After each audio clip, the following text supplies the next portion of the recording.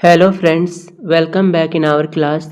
आज की क्लास में हम डीएलएड सेकेंड सेमेस्टर के 6 पेपर हिंदी के कुछ इम्पॉर्टेंट एमसीक्यू क्वेश्चंस को सॉल्व करेंगे।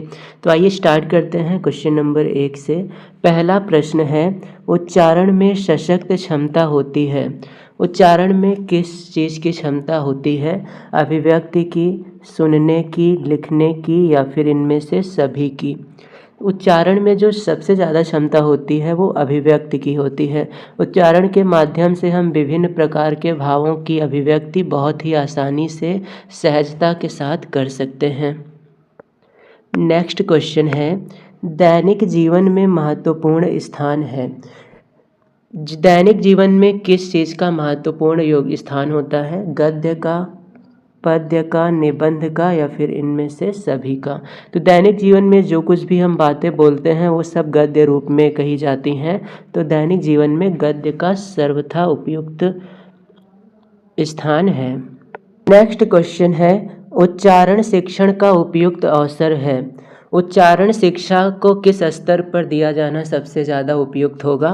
प्राथमिक स्तर, माध्यमिक स्तर, स्नातक स्तर या फिर इन तीनों में? उच्चारण को सबसे ज़्यादा अच्छा अवसर होता है सिखाने का प्राथमिक स्तर पर। प्राथमिक स्तर पर यदि हम ध्यान दें तो बालकों को उच्चारण सबसे अच्छे तरीके से सिखाया जा सकता है। नेक्स्ट क्वेश्चन है, कक्षा 1 से 3 में सहारा लिया जाता है। कक्षा 1 से 3 तक पढ़ाने में किस प्रणाली का सहारा लिया जाता है? अभिनय, गीत, अर्थबोध या फिर व्याख्या?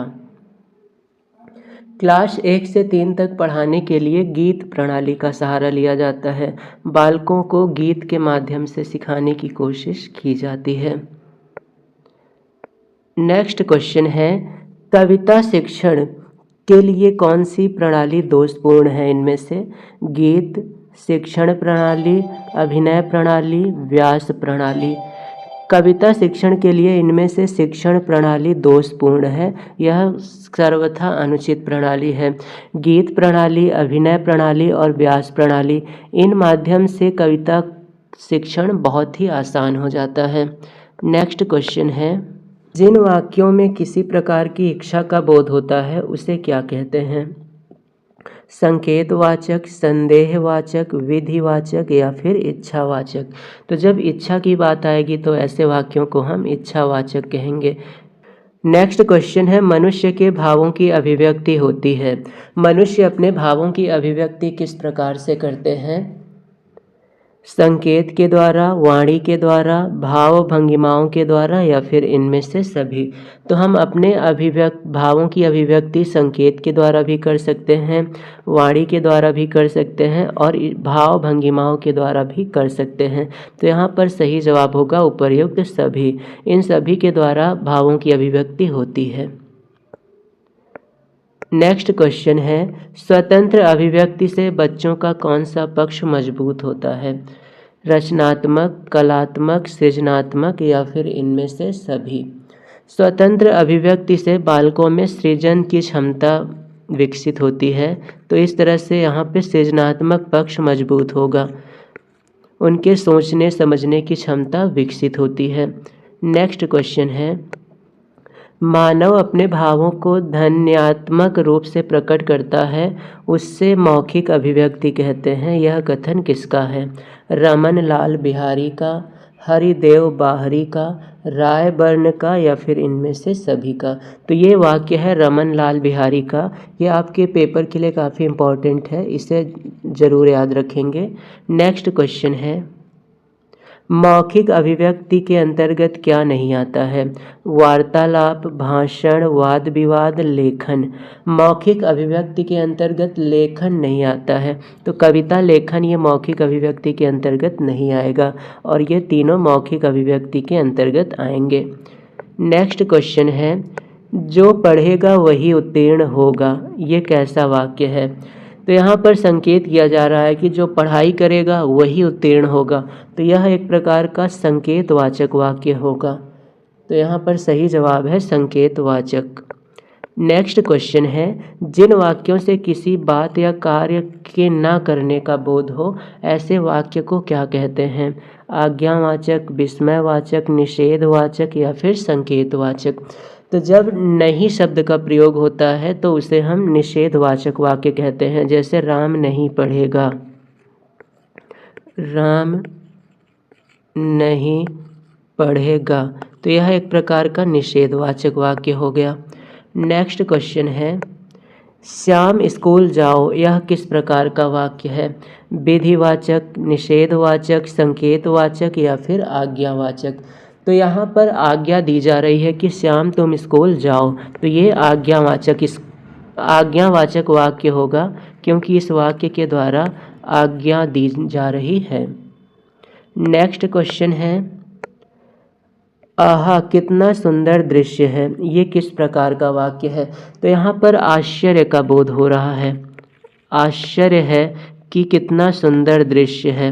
और जब भी आश्चर्य का बोध होता है तो ऐसे वाक्य को हम विस्मयवाचक वाक्य कहते हैं। तो यह एक विस्मयवाचक वाक्य होगा। नेक्स्ट क्वेश्चन है, रमेश पढ़ा लिखा है या नहीं, ये कैसा वाक्य है? विधिवाचक, इच्छावाचक, संदेहवाचक या फिर आज्ञावाचक। तो यह एक प्रकार का संदेहवाचक वाक्य है, क्योंकि संदेह किया जा रहा है किसी के पढ़े लिखे होने में या नहीं होने में। नेक्स्ट वाक्य है, निम्न में से संकेतवाचक वाक्य कौन सा है? इनमें से संकेतवाचक वाक्य का चुनाव करना है। ईश्वर सर्वशक्तिमान है, ईश्वर का वास प्रत्येक हृदय में है, ईश्वर करे आप जल्दी स्वस्थ हो जाएं, ईश्वर की माया कहीं धूप कहीं छाया। तो इनमें से संकेतवाचक वाक्य है, ईश्वर करे कि आप जल्दी स्वस्थ हो जाएं। यहाँ पर संकेत किया जा रहा है ईश्वर की ओर कि वह स्वस्थ कर सकते हैं। नेक्स्ट क्वेश्चन है, मयंक सुंदर है, वह हंसमुख भी है। इस वाक्य को सरल वाक्य में बदलना है। मयंक सुंदर है और हंसमुख भी है, तो इसका जो सरल रूप होगा सुंदर और हंसमुख दोनों को हम और से जोड़ देंगे, तो ये हो जाएगा मयंक सुंदर और हंसमुख है। तो ये हो जाएगा इसका सरल वाक्य रूप। नेक्स्ट क्वेश्चन है, निम्न में से शुद्ध वाक्य कौन सा है? नहीं, यह मुझसे नहीं होगा। तो ये वाक्य बिल्कुल शुद्ध है, नहीं के बाद कॉमा और फिर लास्ट में फुल स्टॉप। दूसरे वाक्य में नहीं यह, कॉमा यह के बाद लगा है, इसलिए ये शुद्ध नहीं है। नहीं के बाद विस्मयवाचक चिन्ह लगा है, इसलिए ये भी शुद्ध नहीं होगा और ये भी शुद्ध नहीं होगा। तो पहला वाक्य पूरे तरीके से शुद्ध है। एक व्यक्ति से प्रश्न किए जाने पर जब उत्तर नहीं मिलता है या फिर गलत उत्तर मिलता है तो प्रश्न दूसरे व्यक्ति से किया जाता है, तो वाक्यांश में हम कौन सा चिन्ह लगाएंगे? प्रश्नवाचक, विस्मयवाचक, पूर्ण विराम या फिर अर्ध विराम। तो ऐसी स्थिति में हम पूर्ण विराम का प्रयोग करते हैं। जब एक व्यक्ति से प्रश्न किया जाए और वो उत्तर दे या फिर गलत उत्तर दे, तो वही प्रश्न दूसरे व्यक्ति से करने के लिए हम पूर्ण विराम का प्रयोग करेंगे।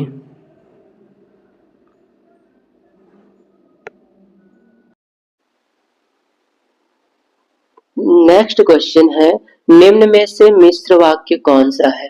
हमें इनमें से मिश्र वाक्य का चुनाव करना है।